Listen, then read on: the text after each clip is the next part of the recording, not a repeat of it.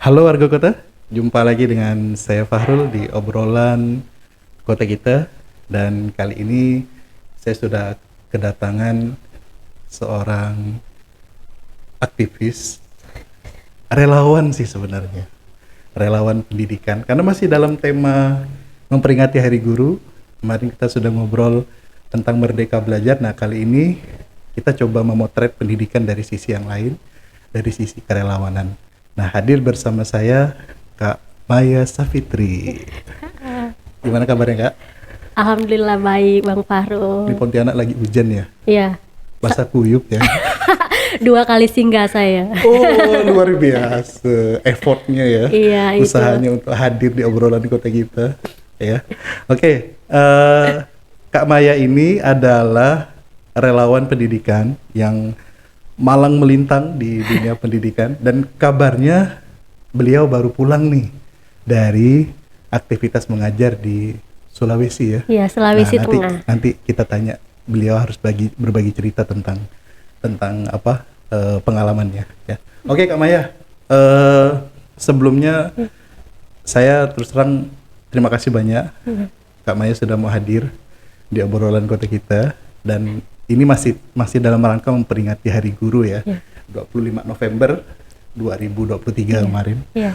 Nah, saya mungkin ingin memulai, kenapa Kak Maya kemudian mau terjun ke dunia kerelawanan? Kalau disebut relawan ini kan Iya. pastinya nggak digaji nih, Kak. Iya, benar. Ya kan? Boro-boro mau minta UMP misalnya kan. Ini kan Pakai lagi duit ramai sendiri. UMP ya kan? Iya. Ini malah kita keluar kan, Iya. keluar uang kan kalau Iya, relawan. betul. Kenapa Kak Maya? Apa yang Kak Maya cari di kerelawanan itu sampai mau Iya. ikut jauh-jauh mengajar dan segala macam? Nah, boleh dong berbagi. Oke, baik. Terima kasih Bang Fahrul. Jadi tadi saya sambil mikir Bang mau jawab apa gitu ya. Oh iya, saya juga kalau Mbak Maya jawab, saya yang mikir. Jadi sebenarnya tidak sengaja kali ya. Oke. Tidak sengaja pernah ikut 1 kali kegiatan, lalu kecanduan sampai hari ini. Oke. Jadi kalau boleh saya cerita, awal mula saya ikut kegiatan kerelawanan itu tahun 2015 waktu saya masih kuliah. Oh, udah lama ya? Ya, 2015. Oke. Jadi kalau dihitung sekarang udah 8 tahun. Itu awal mulanya saya kayak daftar program volunteer mengajar anak-anak Indonesia, tapi yang anak-anak itu berada di perbatasan Indonesia Malaysia di Sarawak. Oh, Nah, oke. jadi waktu itu saya 1 bulan di sana mengajar anak-anak Indonesia di sana. Ya. Menjadi relawan di ladang sawit. Anak-anak di sana kan orang tuanya kerja di ladang sawit yang ada di Perkebunan ya. Oke. perkebunan itu. Jadi Ya. pulang dari situ entah kenapa, jadi saya senang aja gitu dengan aktivitas mengajar dan anak-anak. Oke, ketagihan ya. Ketagihan. Jadi Oh, oke. setiap ada kegiatan ikut lagi, tapi dalam konteks pendidikan. Entah kenapa saya senang aja gitu. Oh, berarti jiwanya udah di situ ya. Iya. Nggak bisa kemana-mana tuh kayaknya. Nah, itu Bang, padahal saya kuliahnya bukan kuliah pendidikan. Oh gitu? Iya. Kuliahnya di mana emangnya? Saya kuliahnya di biologi. Biologi tapi FKIP mungkin? Tidak, MIPA. Oh, MIPA? Fakultas MIPA. Kok bisa ya tertarik ke Nah, itu. dunia pendidikan? Atau misal mungkin dari keluarga, dari ayah atau ibunya? Kayaknya kalau dari latar belakang orang tua nggak ada. Mama bapak saya bukan guru gitu, dan bahkan keluarga saya ada yang guru tapi sedikit yang menjadi guru ya. Tapi entah kenapa rasa senang Jiwa mengajar itu, mengajarnya itu iya, sebenarnya. ada aja di dalam diri ini gitu. Luar biasa. Iya. Jarang loh, Kak. Jarang loh ada yang maksudnya punya spirit Iya. relawan ya, apalagi mengajar ya. Nah, kemudian berarti awal mula terjun itu dapat informasinya? Dulu itu zaman saya kuliah tuh masih dapat info dari Facebook kalau nggak salah ya. Oh, Dulu, gitu. dulu kan ada grup Facebook Ya, kan ya. ya. Nah, dapat dari situ saya ngiseng aja daftar. Saya sendiri daftar program volunteer itu, Oke. dan saya sendiri yang dari Kalimantan Barat. Jadi Oh, jadi oke. tuh kerelawanan itu bersifat se-Indonesia. Jadi Namanya apa? Volunteerism Teaching Indonesian Children. Jadi disingkat VTIC. PTIC. Itu yang bikinnya apakah dari Indonesia atau dari luar? Dari Indonesia. Oh, dari Indonesia. Yayasannya ada di Oh. Bogor. Oh, gitu. Base-nya. Oh, jadi dia merekrut semua anak-anak yang mau terlibat ya dalam kerelawanan itu Iya. seluruh Indonesia. Iya. Dan Kak Maya Satu-satunya dari Kalimantan Barat. Iya waktu itu. Oh, Jadi saya kayak ada rasa bangga dan saya gini sih Bang Fahrul lebih Ya. tepatnya. Kan Sarawak itu dekat banget sama Kalimantan Barat ya. Oke. Nah, waktu saya ke sana kan bareng sama anak-anak dari UI, UGM, teman-teman yang di Pulau Jawa lah Ya. notabene ya, Ya. banyak dari sana. Terus saya kayak melihat kenapa sih anak-anak Kalimantan Barat enggak yang ke sana gitu Ya, kan, karena ya. kita dekat aksesnya dan Ya, mudah lah ya. dapat dikatakan ya, biayanya juga murah, naik bis nyampe Ya. gitu kan, nggak perlu naik pesawat segala macam. Nah, dari situ saya langsung kayak kepikiran, oh kayaknya saya mau konsisten berada di jalan ini gitu ya, Oh, kayak yes. membantu pendidikan ini ketika ngelihat potret, oh dia apa ya, realita pendidikan itu ternyata seperti ini loh gitu. Itu sih. Masuk di perbatasan ya. Di perbatasan. Info yang kita dapat kan miris ya. Iya. Kondisi di sana. Bener. Memang benar. Oke. Berarti Kak Maya udah lihat sendiri ya. Iya. Itu yang mungkin membuat feel-nya jadi lebih apa ya? Ya lebih greget gitu kan Iya, rasanya lebih kan. greget terus kayak aku harus berbuat apa Oh, gitu. Itu sih. Dahsyat sih itu. Kalau udah sampai ke situ dahsyat. Ya. Makanya nggak bisa udah kalau bahasanya next Carlos tuh udah nggak ada obat. Ya, itu sih Bang. Terus kan saya kuliahnya beasiswa kan. Terus Oke. kayak mikir Ya. ya nggak semua anak kan punya dapat kesempatan kuliah gitu ya. Oke. Apalagi saya sekarang dapat kesempatan kuliah dan dapat beasiswa tuh saya merasa ya punya hutang itulah gitu ya. Itulah bentuk balas jasanya ya. Iya, ibarat kata Oke. seperti itulah. Oke. Nah, selain tadi volunteer tadi apa namanya? VTIC. VTIC, apakah ada lagi sampai hari ini? Ada ada banyak. Oh, banyak. Jadi apa aja tuh? ininya, tadi kegiatan VTIC itu volunteernya tuh? ya, jadi dari VTIC itulah Oke. asal mulanya kenapa saya menginisiasi gerakan kelas inspirasi di Pontianak, Bang Fahrul. Oh, inisiator. Jadi Berarti enggak salah kan saya bilang aktivis kan dari awal. jadi Oke. kayak gitu, Bang. Oh. Asal mulanya kelas inspirasi itu kan 2019 ketika saya baru lulus kuliah. 2019. 2019. 2018 Desember saya sidang skripsi, terus saya wisuda Januari. Oke. Terus 2019 September tuh saya bikin ini KI sama teman-teman yang ada di Pontianak ini. Kelas inspirasi ya. Jadi tadi yang saya ceritakan kelas inspirasi itu menginspirasi anak-anak sekolah dasar Ya. dengan memperkenalkan profesi-profesi, dengan menghadirkan langsung para profesional di sekolah mereka.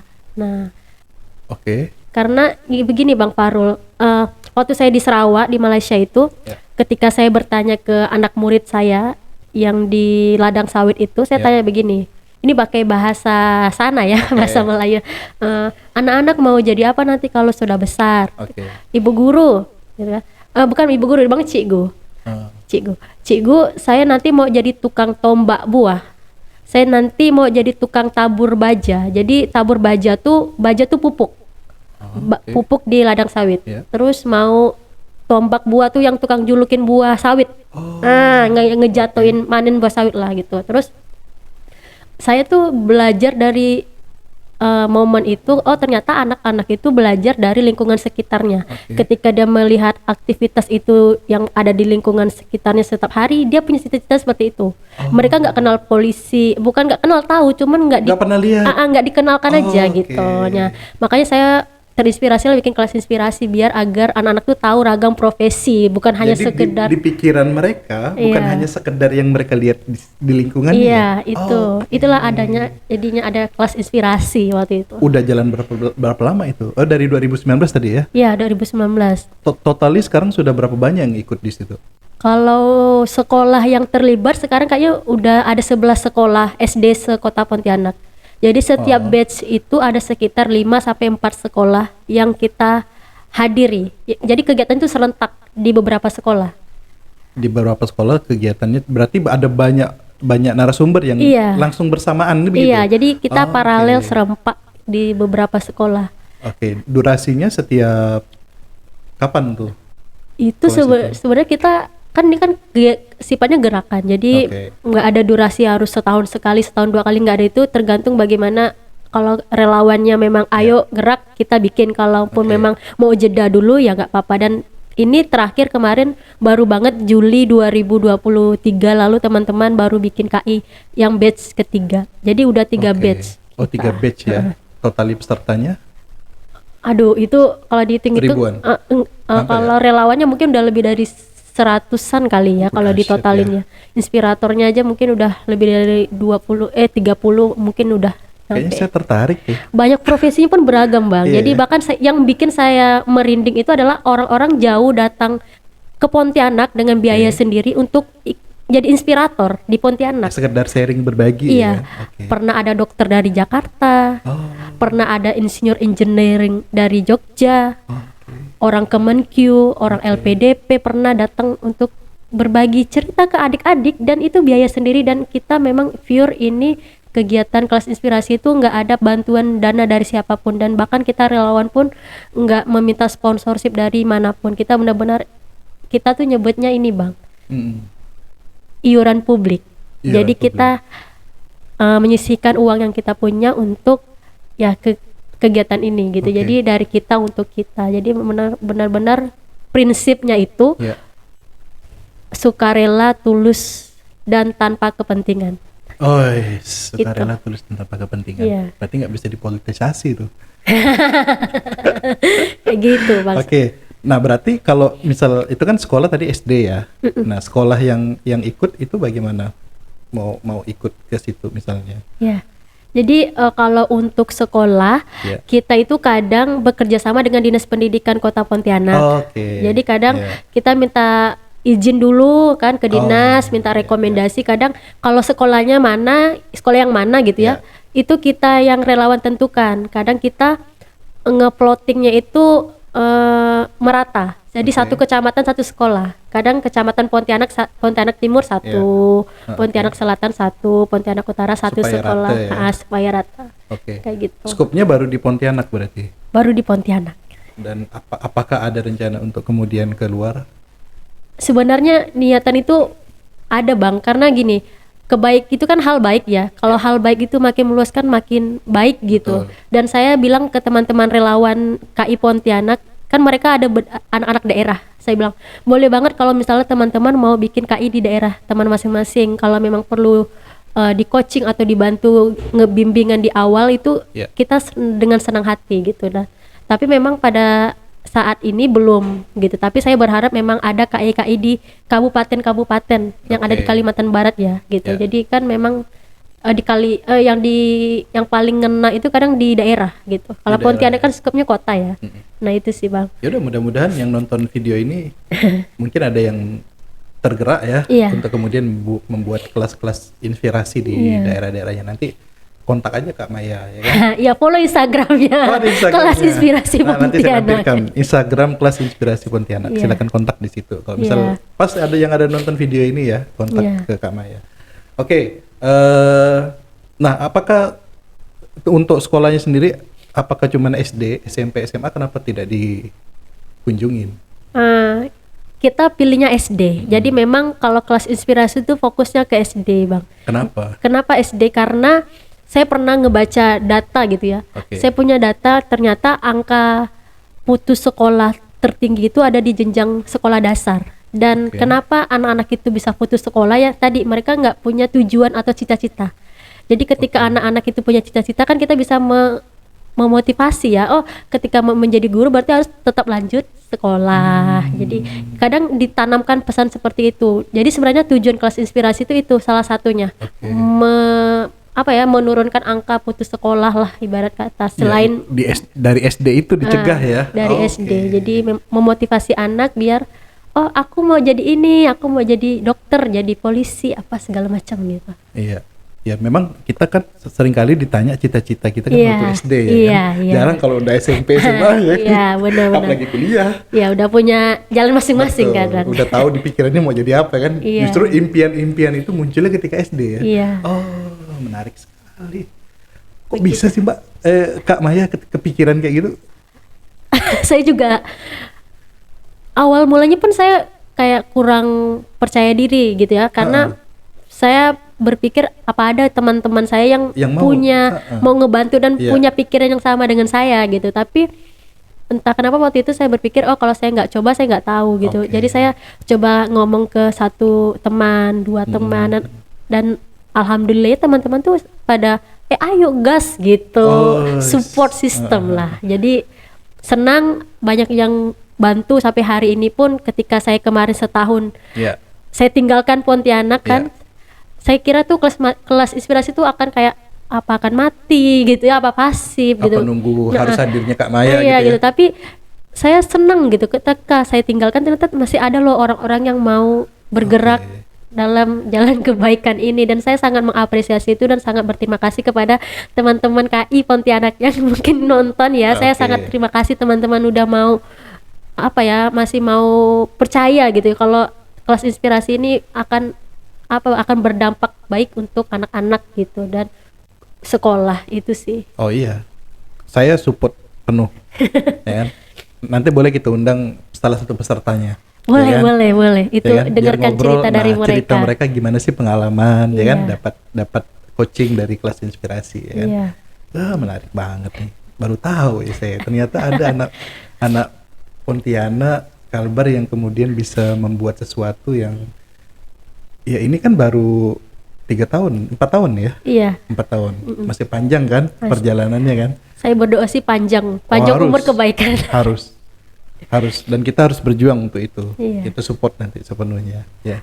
Nah, oke, Kak Maya. Nah, itu kelas inspirasi. Nah, terkait dengan kemarin kan tadi saya dengar baru pulang nih Iya.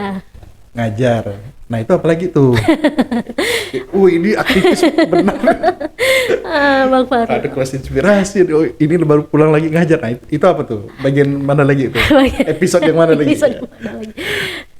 Saya sebenarnya bingung Bang Farul. Kenapa dulu itu saya sampai resign kerja Oke. demi ikut program yang namanya program pengajar muda dari Yayasan Indonesia Mengajar. Oke. Jadi dulu saya sudah kerja Bang Farul di laboratorium. Udah hampir 2 tahun. Oke. Tapi saya resign demi menjadi pengajar muda di yang saya nggak tahu waktu itu saya dilemparkan di mana, dan ternyata saya dilemparkan di Sulawesi. Dan Oke. dan setelah saya pulang saya boleh bilang saya tidak menyesal sih, karena memang banyak sekali pengalaman ketika berada di itu namanya Kabupaten Sigi, Siging di Sulawesi, Kabupaten Sigi, Sulawesi Tengah. Sulawesi Tengah. Nah, Oke. jadi saya juga di sana menjadi relawan guru di salah satu sekolah dasar. Itu ada di namanya Dusun Wongkodono Oke. di Kecamatan Lindu. Jadi ya itu memang sekolah yang dapat dikatakan ya sekolah yang berada di daerah terpencil lah ya.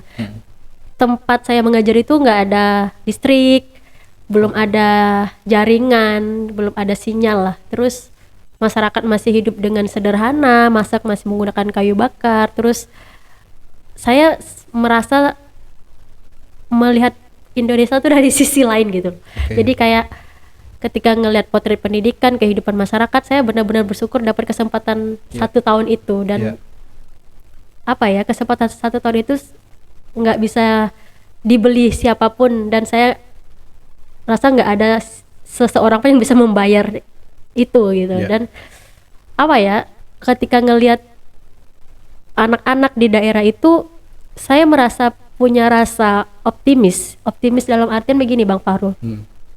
Oh ternyata anak-anak Indonesia itu bukan karena mereka tidak pintar, tapi hanya karena kalah oleh kesempatan.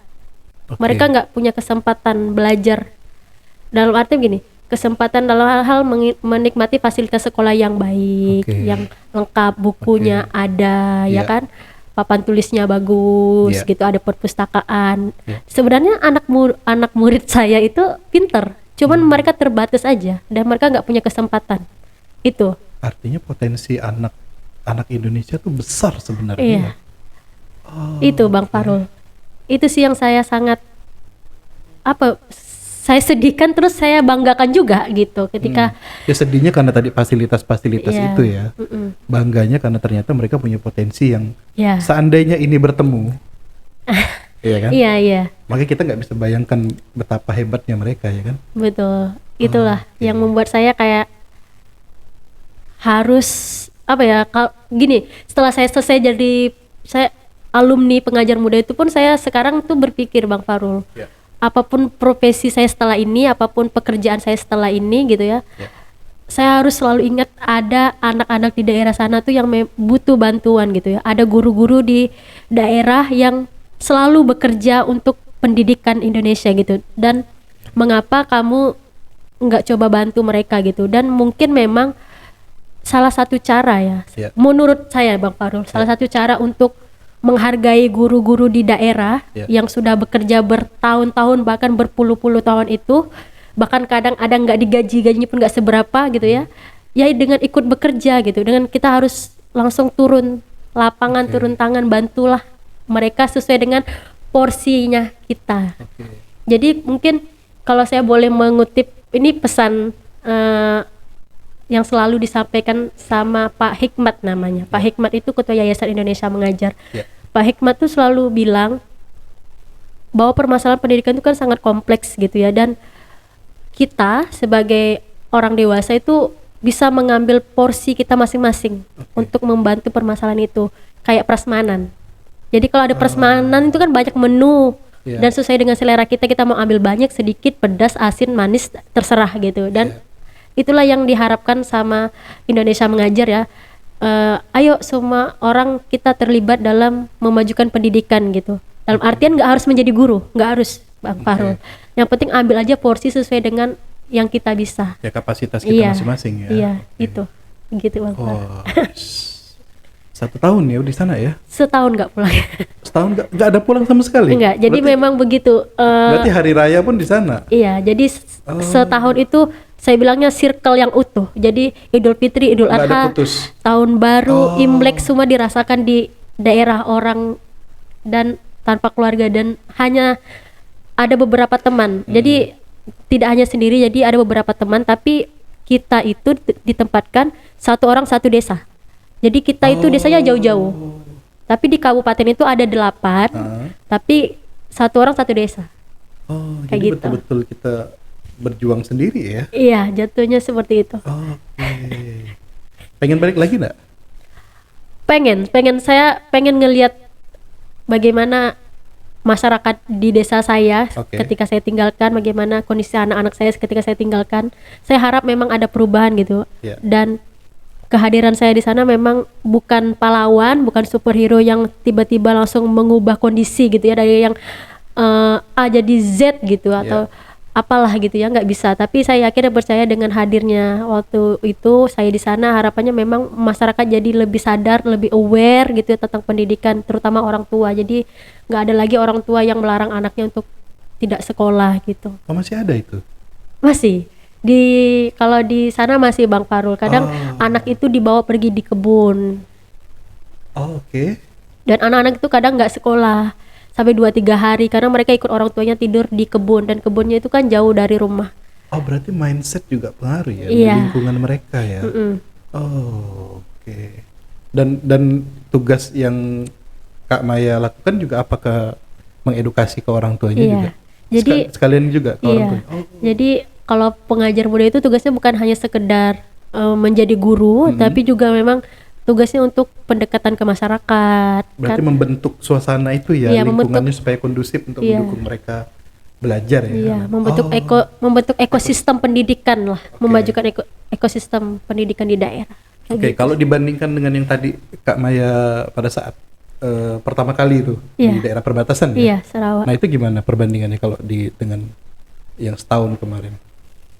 Kalau masih parahan yang di Sulawesi, karena gini, karena kalau yang di Sarawak itu kan orang tuanya kerja di kelapa sawit, dan itu kan masih di bawah perusahaan sawit, jadi Oke. masih difasilitasi.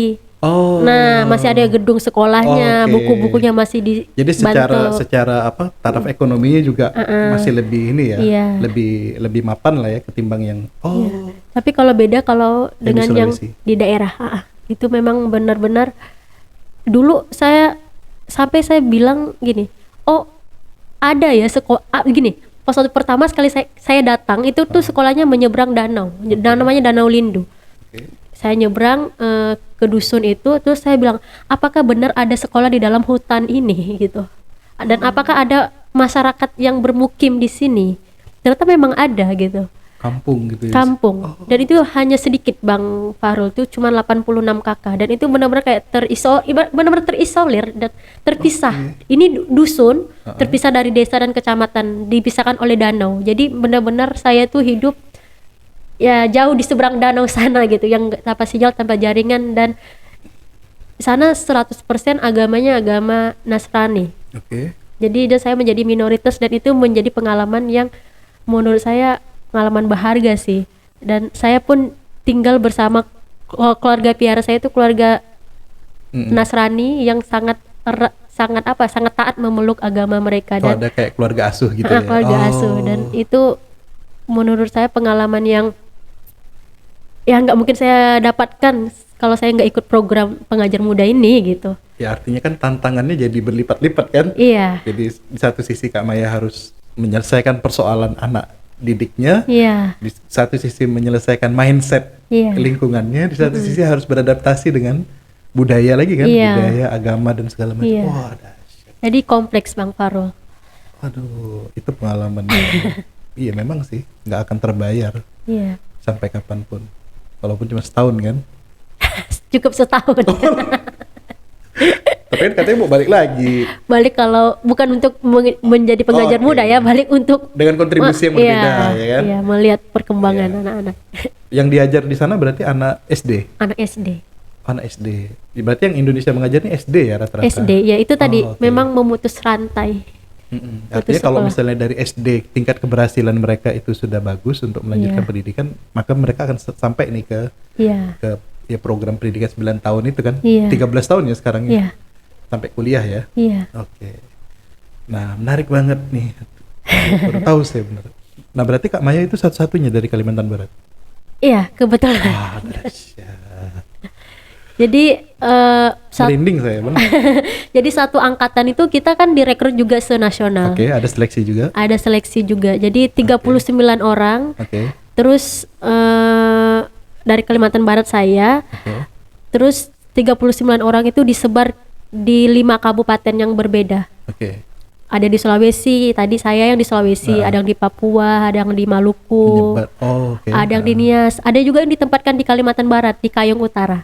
Oke. Jadi ditukar-tukar lah ya, supaya mereka dapat pengalaman baru. Iya. Oke. Nah setelah itu berarti follow up-nya apa lagi? Setelah ngajar selesai.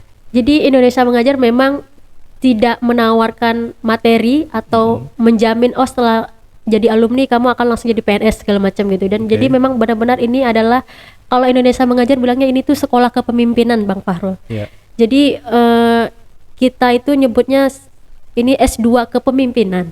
Jadi alih-alih kita yang menginspirasi ya di daerah, tapi pada akhirnya kita yang banyak dapat pembelajaran gitu, pembelajaran hidup ya kan, gimana caranya survive ya kan. Jadi jauh lebih mengenal diri dan bisa melampaui batas diri itu sih. Dan hal-hal yang mungkin dulu nggak pernah terpikirkan saya lakukan. Contoh sederhana Bang Fahrul, saya akhirnya pertama kali melakukan nyembeli ayam di sana.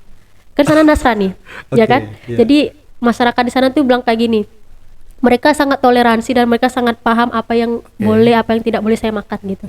Jadi pas waktu Natal, saya masih ingat banget Natal di dusun itu kan semua Nasrani. Begini, ibu guru, dipanggilnya ibu guru. Ini pakai bahasa Sulawesi ya Bang. Gini, ibu guru mari Jo, potong dulu ini ayam, apa nanti kasihan ibu guru teh bisa makan. Iya, kalau ditusuk kan tidak boleh kan. Iya, jadi kan bilang ibu guru potong ini ayam biar nanti ibu guru juga bisa makan. Jadi itulah pengalaman pertama saya, mungkin saya nggak akan lupa. Kalau bahasa Sulawesi, iya, betul. Bener Bang Fahrul, saya kan dulu saya tuh nggak searching, nggak bagaimana nyembeli ayam, nggak ada jaringan kan, nggak bisa internetan gitu. Jadi ya udah modal kayak cari aja, pegang-pegang nadi ayam gitu, Bismillah udah gerek ayam. Jadi itu setiap rumah tuh saya yang potong ayam. Jadi kan kayak kita lebaran itu Bang Fahrul kan, kita akan keliling-keliling ke rumah, kadang kasih makan kan. Jadi supaya bisa makan, jadi Kak Maya diminta untuk potong. Jadi kan saya juga akan berkeliling-keliling ke rumah murid-murid saya dan saya akan makan di rumahnya kan. Jadi ya ibu guru Pak potong ini ayam gitu. Terus saya bilang, wah ini pengalaman yang saya bilang ini banyak hal pertama yang saya lakukan ketika di penempatan gitu. Salah satunya potong ayam. Potong ayam, iyalah, apalagi apalagi cewek. Itu. Saya aja baru sekali. Itu aja bergegar ya kan? Itulah Bang Farul. Iya kan? Oh, oke, Bu. Terus kalau jumlah muridnya di sana ada berapa banyak yang Kak Maya ajar? Nah, ini fun fact-nya. Ayo Oke. tebak-tebakan. Tadi berapa kakak? 86 kakak. 86 kakak. Ambil kalau satu kakak punya satu anak berarti ada 86. 86 anak. Enggak nyampe segitu Bang Farul, Nggak malah nyampe. lebih dikit. Kalau di kota jumlah ini mungkin satu kelas. Tapi 40, kalau ayo, enggak. 35, Sedikit lagi. 25. Tadi 35 udah 30. hampir. Oh, 32, 33. Udahlah. 36. Oh, 36. Itu adalah jumlah murid saya satu sekolah. Oh, Bukan satu kelas Bang Farul. satu sekolah. Satu sekolah ya? Satu sekolah. Kelas 1 cuma Bentar, saya mencoba mencerna. Satu Iya, sekolah ya? 36. SD satu sekolah 36. Iya. Berarti nggak ada pembagian kelas? Ada. Jadi Ada, pembagian kelasnya ada? ada. Berarti berapa per kelasnya ya kan? Jadi Kalau setiap kelas tuh nggak nyampe 10. Oh, oke. Dan itu Kak Maya semua yang ngajar? Ada gurunya juga. Jadi ada- kan oh. ada guru-gurunya juga. Oh, berarti mereka sekolahnya sudah jalan sebenarnya. Udah. Cuman kemudian kita membantu di Iya, situ. jadi guru Oh. bantu. Ada kepala sekolahnya, ada guru-guru yang lain Tapi juga. jumlahnya 36 ya? 36. Oh, SD apa tuh namanya? SD berapa? SD Namanya mungkin pas ada yang nonton kan kita ya, nggak tahu. tolong juga di-follow ya, SD sekolah saya punya Instagram soalnya. Ya makanya SD berapa ya kan? Namanya sama dengan nama dusunnya. Ya, SDN apa Wongkodono. SDN Wongkodono di Sulawesi, Kabupaten Sigi, Kabupaten Sulawesi Sigi, Tengah. Provinsi Sulawesi Tengah. Iya. Mudah-mudahan ada anak muridnya. Manggilnya apa? Ibu kah? Ibu Maya? Ibu guru. Ibu guru. Iya, Ibu ya. guru Maya. Ibu guru Maya, ya kan? Ada yang nonton di Kabupaten Sigi. Nah, follow nih, ya kan? Oke. Nah, berarti 36. Saya kebayang sih. Cuma SD ya, SMP SD. nggak ada, Nggak ada. SMA nggak ada. Berarti kalau SMP mereka harus Nyebrang ke nyebrang. kecamatan. Berapa lama nyebrangnya? Nyebrangnya sekitar 15 sampai 20 menit naik ke Tinting, perahu kecil, Oke. sampan. Sampai ke kecamatannya. Di kecamatan itu baru ada SMP. SMP. SMA-nya juga di situ. SMA-nya juga di situ. Oh, oke. Berarti ya tergambar sih, Iya. terbayang gimana Iya. terisolirnya di sana. Iya. Maka oleh karena itulah saya bilang sama anak murid saya itu, Ya. nak gitu ya, nanti kalau udah selesai sekolah, Ya. lanjut sekolah ya, walaupun misalnya harus pisah sama orang tua dan segala macam. Saya bilang memang begitu nak, kalau mau jadi anak pintar, emang Iya. begitu kalau mau jadi anak hebat harus berani gitu. Karena kan anak-anak itu ya apa ya, karena mereka jarang ketemu orang mungkin ya, jadi keluar dari dusun itu menjadi hal yang menakutkan gitu. Jadi Oh, kayak dunia yang baru ya buat mereka iya, ya. itu jadinya. itulah yang sebenarnya PR besar gitu. Jangan sampai anak itu putus sekolah, karena memang orang tua pun kadang berat melepaskan anak gitu, walaupun hanya di seberang gitu. Dan kadang PR-nya lagi, anak itu kadang dia seminggu sekali pulang, Oh. dijemput, dan akhirnya anak itu kalau udah pulang malas lagi pergi. Oh, oke. Nah, jadi Ya, akhirnya putus sekolah dan akhirnya hanya bantu orang tua di kebun. Kalau perempuan kadang akhirnya dinikahkan, nikah muda. Itu sih yang kadang menjadi prihatin ya. Anak-anak yang seharusnya di usia sekolah gitu ya, tapi apa daya lah ya, dengan segala faktor kondisi dan segala macam ini, ekonomi juga, akhirnya anak-anak itu ya pasrah dengan keadaan itu gitu, nggak bisa. Ya, nggak ada gitu. pilihan. Iya, nggak Ya ada kan? pilihan. Nggak ada Itu pilihan, sih. dan kemudian ya kalau mereka mau melawan arus itu juga mereka akan dikucilkan oleh masyarakat mereka ya kan. Ya perlu harus banyak effort sih, dan saya bilang itulah PR besar juga sih. Saya kadang kalau di sana setiap hari itu, setiap sore saya selalu kayak menyempatkan main ke rumah anak-anak murid saya, kayak ngobrol sama orang tua Di luar jam belajar itu iya, ya. kayak Oh. tanya ibu gimana anaknya gitu kan, nanti ini kalau udah selesai SD mau dilanjutin atau enggak, punya harapan apa tentang anaknya. Aku tuh selalu bilang, oh anak ibu tuh pintar loh, bahkan aku liatin ini, oh ini hasil belajarnya segala macam. Anak ibu udah pintar perkalian, udah bisa penjumlahan gitu. Jadi harapannya orang tua tuh punya rasa semangat juga untuk melanjutkan anaknya sekolah gitu. Ya. Ya karena memang ya kita juga menyadari ya bahwa kondisi terutama kondisi ekonomi ya masyarakat di pedalaman itu kan ya wajar kalau kemudian mindset yang paling dipikirkan oleh mereka ya bagaimana bisa menghasilkan uang ya kan. Iya. Ya kan. Nah, sedangkan pendidikan ini kan tidak menghasilkan apa-apa menurut mereka kan begitu kan. Iya. Boro-boro kemudian bisa hidup untuk makan misalnya kan. Iya, iya. Nah, itu yang masih menjadi apa? Yang menjadi PR lah sebenarnya buat kita bagaimana masuk mengedukasi masyarakat di pedalaman. Berarti sedih tuh anak-anak tuh kalau ditinggal ya kemarin. Nangis Pak. Iya, Terus udah setahun kan. yang buat saya sedih itu ada satu anak murid saya kelas 2. Sekarang dia udah kelas 3, namanya Nasya. Dia bilang kayak gini, ini saya sedih nih. Oke. Dia tulis surat, dia bilang, Ibu Maya terima kasih sudah mengajar saya gitu.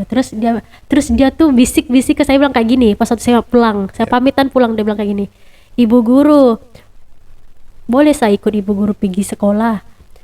Boleh saya ikut Ibu Guru pergi sekolah? Pergi itu dalam artian ikut, kalau ikut kemanapun Ibu Guru pergi, dia mau ikut Ibu Guru sekolah, SMP, SMA, gitu. Jadi mau sekolah sama Ibu Guru. Terus aku bilang iya boleh nak gitu. Aku bilang kayak gitu kan. Terus oh berarti anak ini tuh udah punya rasa ingin belajar terus menerus tuh udah ada kan. Jadi kayak oh ya aku lanjut SMP, SMA gitu. Aku bilang iya boleh Nasya, dan bahkan ya aku tuh sampai berdoa gini Kak Farul, andai Allah takdirkan gitu ya ada rezeki banyak gitu, kalau memang boleh gitu ya, aku tuh pengen banget menyekolahkan anak-anak itu gitu ya. Ya itu sih, kasihan banget anak-anak di sana.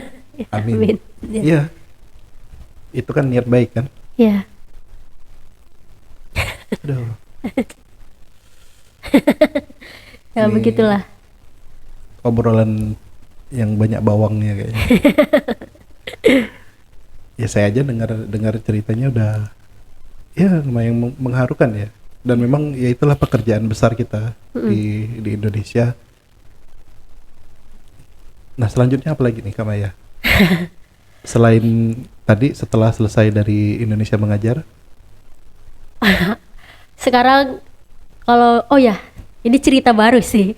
Jadi sekarang mungkin kalau ditanya kerjaan sekarang belum punya pekerjaan yang tetap gitu, karena kan memang baru banget selesai kan Bang Fahri. Jadi sekarang hanya kadang bantu-bantu Indonesia Mengajar kalau ngefasilitasi pelatihan guru dan segala macam. Dan baru-baru kemarin, ini tanggal berapa sih? Tanggal 1 ya? Tanggal 26 lalu, 26 November saya baru pulang dari Natuna sama teman-teman relawan yang lainnya, memberikan pelatihan kepada orang tua dan guru-guru di Natuna dalam rangka Hari Guru. Jadi kemarin saya berangkat ke Natuna, ketemu lagi Bapak Ibu guru di daerah, dan sama saya ngelihat Bapak Ibu guru di Natuna sama semangatnya dengan Bapak Ibu guru yang ada di Sulawesi. Mereka sangat semangat menjadi guru gitu ya, walaupun dengan segala keterbatasan di daerah, terutama jaringan itu sih. Dan saya ketika melihat Bapak Ibu guru itu bekerja dengan semangatnya, saya merasa iri gitu ya, dan saya merasa bersalah ketika saya tidak membantu mereka gitu. Berarti itu dari Indonesia Mengajar juga? Itu juga ya, gerakan dari Indonesia Mengajar. Follow up dari itu ya kemarin ya. Oke. Nama kegiatannya Ruang Berbagi Ilmu. Ruang Berbagi Ilmu. Ya, jadi itu juga mengundang para profesional siapapun yang mau datang ke daerah dengan biaya sendiri, menjadi narasumber, memfasilitasi pelatihan untuk Bapak Ibu guru dan orang tua di daerah, monggo gitu. Jadi memang Indonesia Mengajar itu kan konsennya, visinya itu dia mengajak semua lapisan masyarakat untuk terlibat dalam memajukan pendidikan Indonesia. Jadi siapapun boleh ikutan. Kayak gitu. Luar biasa banget. Top.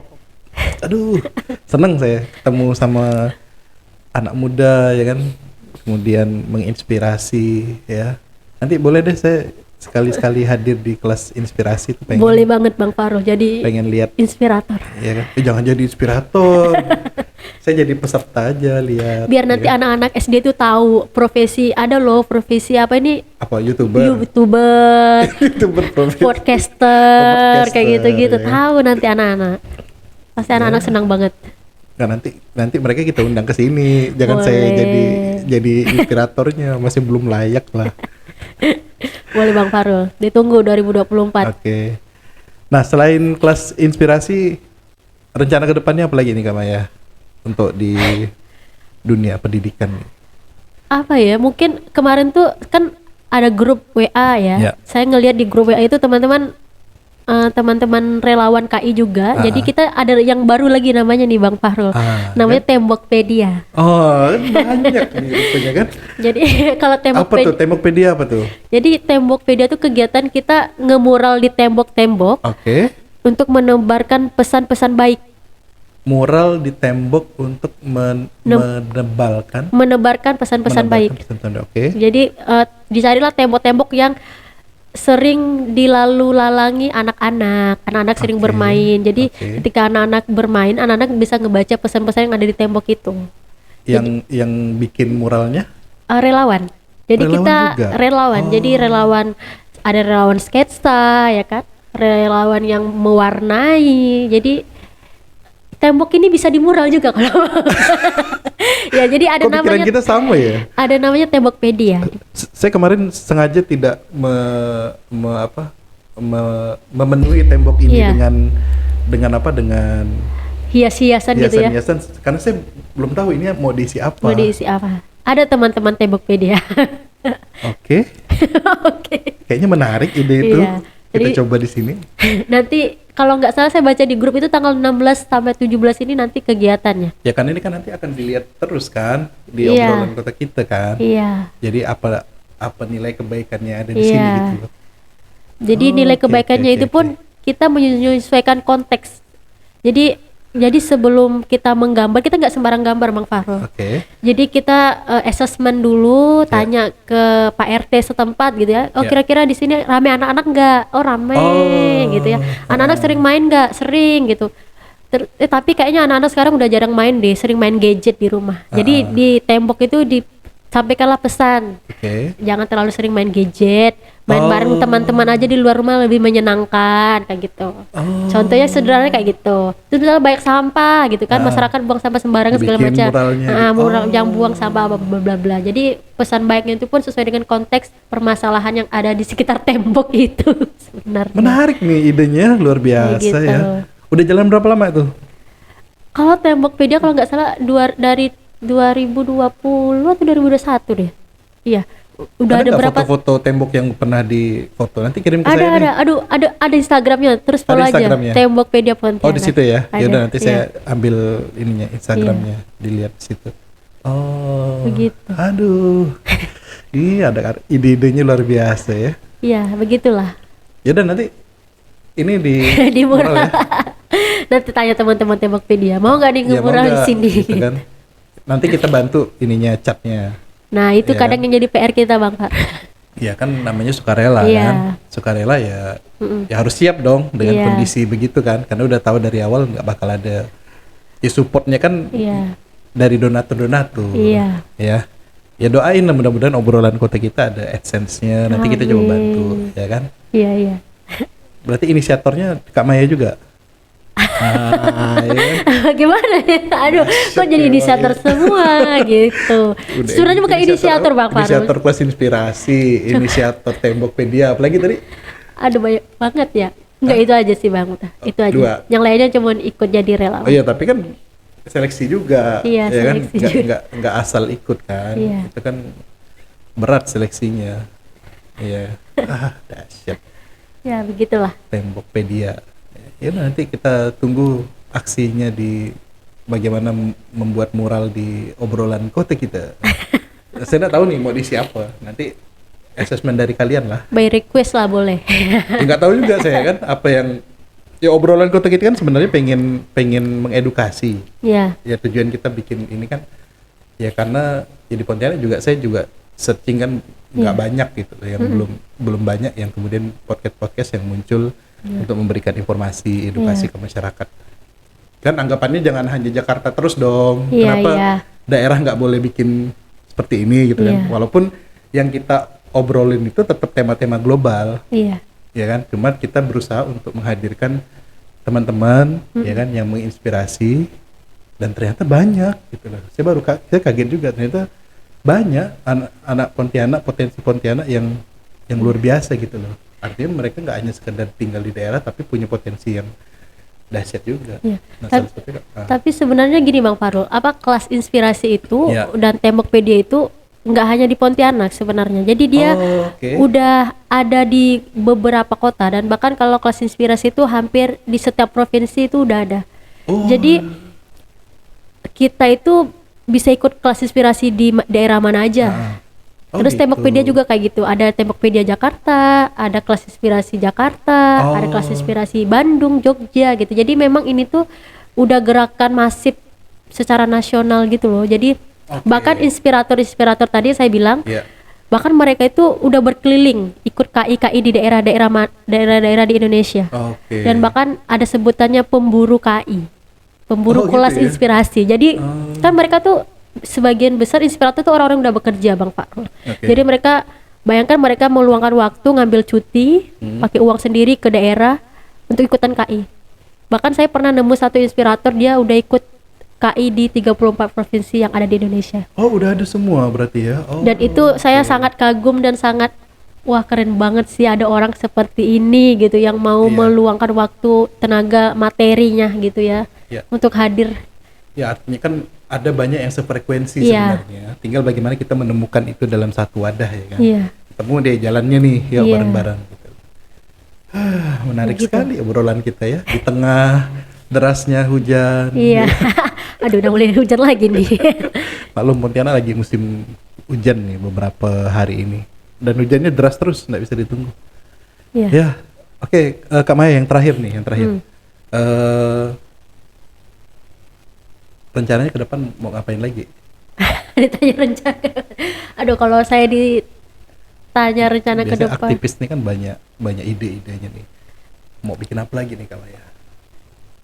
Kayaknya udah, kalau mau bikin-bikin lagi kayaknya udah cukup ya Bang. Oke. Kayaknya udah tinggal bagaimana yang udah ada ini aja yang dipertahankan gitu. Dan Oke. terus diluaskan dampaknya. Harapannya memang salah satunya kelas inspirasi itu sih. Saya Oke. berharap kelas inspirasi nggak hanya sampai batch 3, tapi sampailah batch berikutnya. Bahkan saya berharap ya semoga panjang umur ya. Amin. Sampai saya tua kelas inspirasi itu masih ada di Pontianak, dan mungkin saya akan bisa bercerita ke Anak anak cucu cucu, saya. Oh, inilah dulu kelas inspirasi yang pernah coba dibuat, awal mulai cuman ngobrol-ngobrol Iya. ngiseng sama teman di Iya. kafe-kafe kan, Iya. kayak sharing-sharing, akhirnya dengan keresahan yang sama Oke. ya kan terbentuklah ini gitu. Saya berharap memang sekarang nggak berharap banyak sih Bang Farul. Harapannya apa yang udah ada ini bertahan dan banyak orang baik yang mau ikut bergerak itu sih. Oke, pesan Kak Maya untuk anak Indonesia. Aduh, ini sedih banget. Gak usah sedih. Ya, terutama untuk anak-anak saya yang di Sulawesi sih ya. Jadi mungkin kalau untuk anak-anak Indonesia sebenarnya setiap kita itu punya kesempatan yang sama sebenarnya. Tinggal bagaimana kita berupaya aja, berupaya terus ya nggak ada hasil yang sia-sia dari sebuah kerja keras gitu. Apalagi tuh anak-anak daerah ya, anak-anak daerah yang mungkin sekolahnya harus jalan kaki berkilo-kilo ya kan. Ya, yang nonton video ini, Iya, berjalan kaki berkilo-kilo. Terus untuk bapak ibu guru juga ya, yang mungkin lelah mengajar di daerah. Saya yakin dan percaya apapun itu pasti akan ada balasannya suatu hari nanti gitu. Dan begitu juga untuk anak-anak yang di daerah ya. Walaupun mungkin sekarang merasa kayak tertinggal gitu, kayak nggak mungkin lah menyaingi anak-anak yang di kota gitu dengan segala keterbatasan ini. Tapi ketika selalu berusaha dan berupaya, pasti akan selalu ada aja jalan dan akan bertemu banyak orang-orang baik yang akan membantu. Itu sih. speechless saya. Luar biasa. Oke, ini obrolan yang asik banget dan saya senang bisa ketemu dengan Kak Maya ya, menginspirasi, dan mudah-mudahan makin banyak lagi karya-karya dan aktivitas-aktivitas lain kerelawanan ya, mengajar, karena kita butuh banyak orang seperti Kak Maya, Kak. Terus terang, Indonesia ini besar, potensinya luas sekali wilayahnya, banyak sekali penduduknya, dan kalau tidak karena jiwa kerelawanan nggak ada yang bisa bangkitkan negara ini menjadi negara besar. Ya, 2 jempol untuk Kak Maya. Makasih Terima banyak. kasih, Bapak. Ya, makasih banyak sekali lagi sudah hadir di obrolan kota kita. Ya, mudah-mudahan terus menginspirasi anak-anak Indonesia. Ya. Terima Oke, kasih, Bapak. warga kota, itu aja obrolan kota kita kali ini, dan kita ketemu lagi di obrolan kota kita berikutnya. Fahrul pamit, dadah.